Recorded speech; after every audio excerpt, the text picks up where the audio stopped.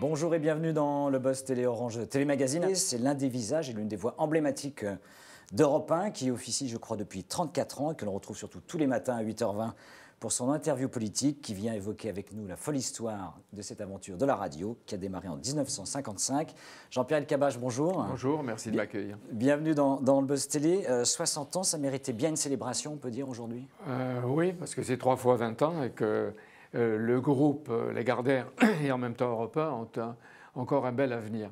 Mais avant ça, je ne peux pas éviter de dire ce à quoi je pense. L'actualité, l'environnement. J'ai un immense chagrin et en même temps une immense colère après ce qui s'est passé et l'assassinat d'un certain nombre de nos confrères. D'abord parce que ce sont des combattants et des héros de la liberté, les dessinateurs que l'on connaît. Les terroristes ont tué des hommes, mais c'est vrai qu'ils n'ont pas tué les mythes et ce que représentent les caricaturistes. C'est-à-dire que pour moi, Cabu, Wolinski, quelques autres qui ont marqué notre génération, ou en tout cas la mienne, restent et resteront vivants.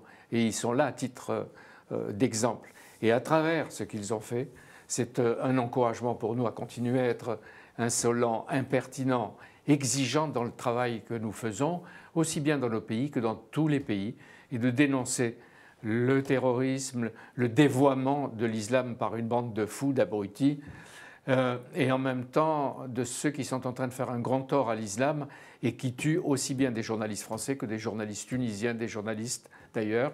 Et je n'oublie pas dans le même esprit que les amis de Charlie Hebdo que 95% des victimes du terrorisme islamique et djihadiste, 95% sont des musulmans. Alors justement, quel sens donner avec cet environnement et cette actualité très sombre aujourd'hui, quel sens donner à cet anniversaire d'Europe 1? Eh bien, c'est la force et la continuité d'un média vivant et dynamique.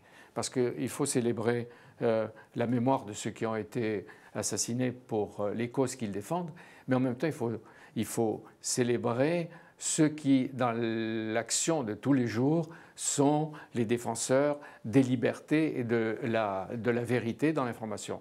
Il faut aussi donner des coups de chapeau à des entreprises ou à des groupes, les vôtres et les nôtres, qui sont vivants et qui défendent des causes tous les jours avec la même exigence. Il faut célébrer ceux qui s'en vont, mais promouvoir et illustrer l'action des vivants et de ceux qui se battent pour ces causes-là tant qu'ils sont là.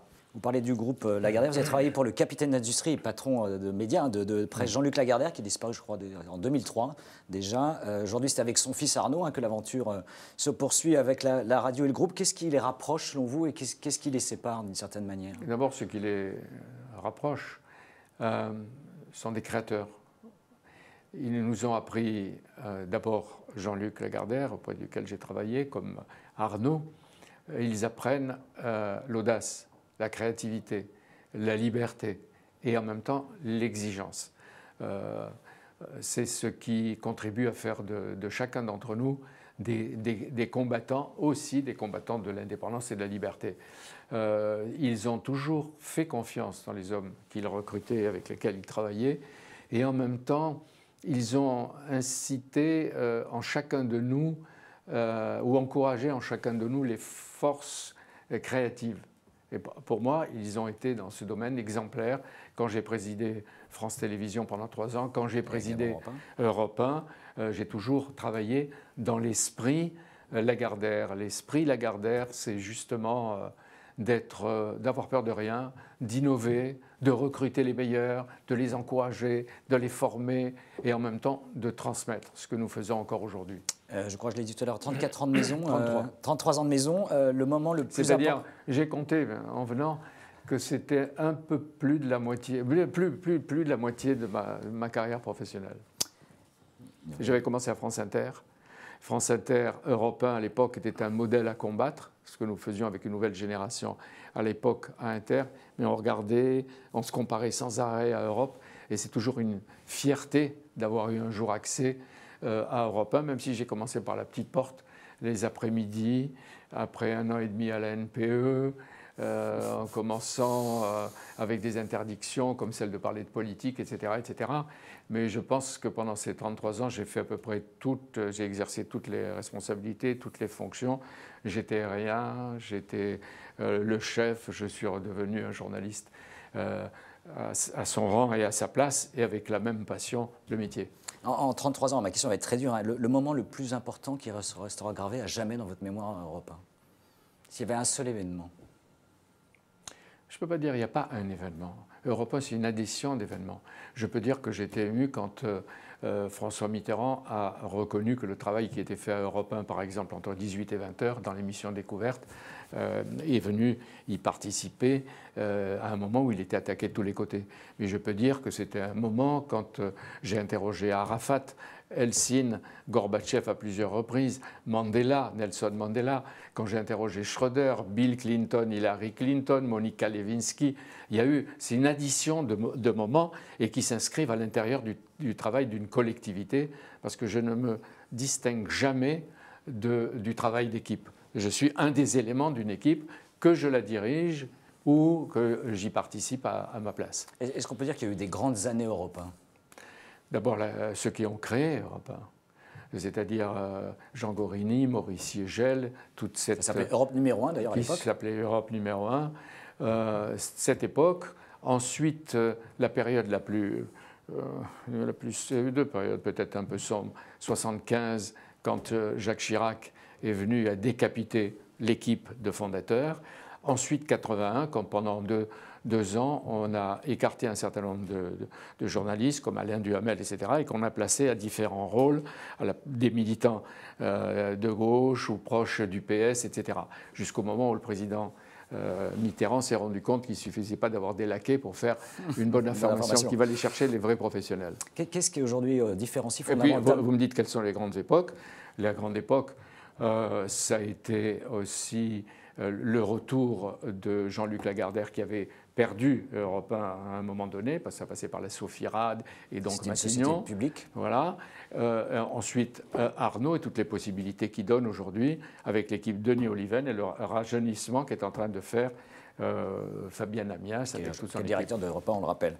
Qu'est-ce qu'aujourd'hui différencie fondamentalement Europe 1 de ses concurrents comme RTL, France Inter ou RMC? Est-ce qu'il y a un ADN Europe 1, un esprit Europe 1 dont on parle souvent? Oui, il y a l'esprit d'Europe 1. Je vous l'ai dit. C'est l'audace. C'est Europe 1, c'est un état d'esprit, d'indépendance, de liberté. C'est un ton Europe 1. Europe 1, c'est une école, c'est un vivier de... je ne dis pas ça par flagornerie ou je ne veux pas faire du baratin autour d'Europe 1, mais je l'ai vu faire un vivier de talent, un repère de talent. Et vous avez beaucoup de gens qui sont aujourd'hui, qui ont été aux manettes de l'audiovisuel et qui ont été formés par l'école et l'état d'esprit d'Europe 1. On pourrait citer des tas de noms. Et en ce qui me concerne, je sais aussi que j'ai recruté toute une génération de garçons et de filles pour Europe 1, qui sont à Europe 1, qui sont à Canal, qui sont à iTélé, à BFM et surtout à Public Sénat que j'ai créé, dirigé pendant 10 ans. Alors justement, je rebondis, c'était une citation de Catherine Ney dans le Figaro Magazine il y a quelques semaines. En étant Europe 1, on devient une valeur marchande.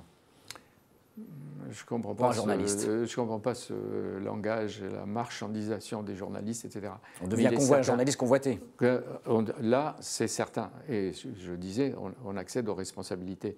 Mais c'est tout le groupe qui est un média ou un groupe de médias qui est valorisant, qu'on soit à Match, qu'on soit au Journal du Dimanche, etc. Être à Europe 1, ça fait prendre de la valeur si on est un bon journaliste, si on est sérieux, si on est exigeant. Ça fait prendre de la valeur pour une carrière, le développement d'une vie professionnelle. Vous l'avez rappelé vous-même, journaliste et manager. Vous avez dirigé notamment France Télévisions et Europe 1. Le job que vous choisiriez si vous deviez recommencer? D'abord, je reprendrai la formule des deux Lagardère, Jean-Luc Arnaud. Il disait avec beaucoup de gentillesse de moi, ou peut-être d'esprit critique, que j'étais à la fois un chef d'orchestre et un soliste. J'aime bien être et rester journaliste.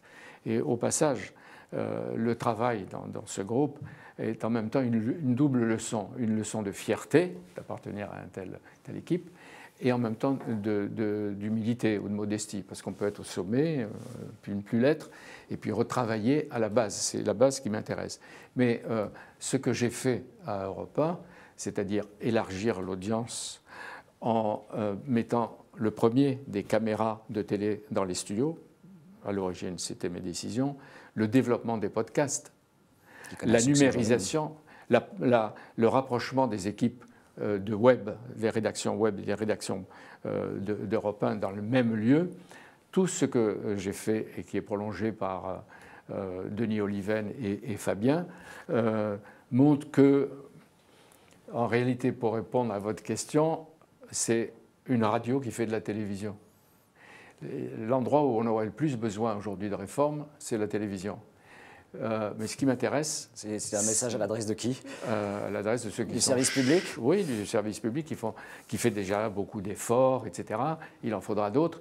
Mais je veux dire, ce qui m'intéresse, c'est justement une radio qui se regarde, s'écoute, se réécoute selon les choix. Donc une radio qui fait de la télé avec donc, le son et l'image et qui est le plus ouverte sur les transformations numériques, les transformations technologiques à venir. Ça m'intéresse. Ça m'a intéressé, ça continue de m'intéresser.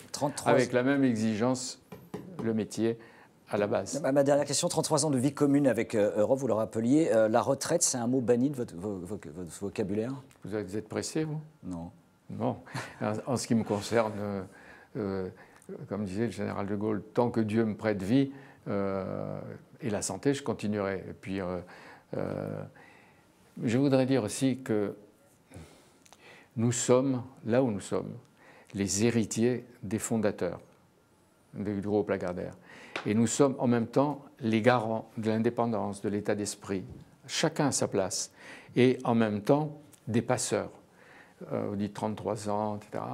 Je suis un moment, je suis un passeur.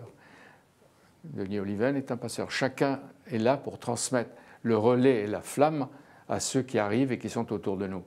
Et tant que j'aurai cette curiosité, je ne peux pas dire de moi, le dynamisme et la créativité, je suis bien là où je suis. On vous retrouvera donc encore tous les matins pour l'entretien politique sur Europe 1. Jean-Pierre Elkabbach, merci d'être venu au Bosteler pour, je rappelle, les 60 ans de la station du groupe Lagardère. Et nous nous retrouvons dès demain avec un nouvel invité. Merci encore, très bonne journée. Merci à vous.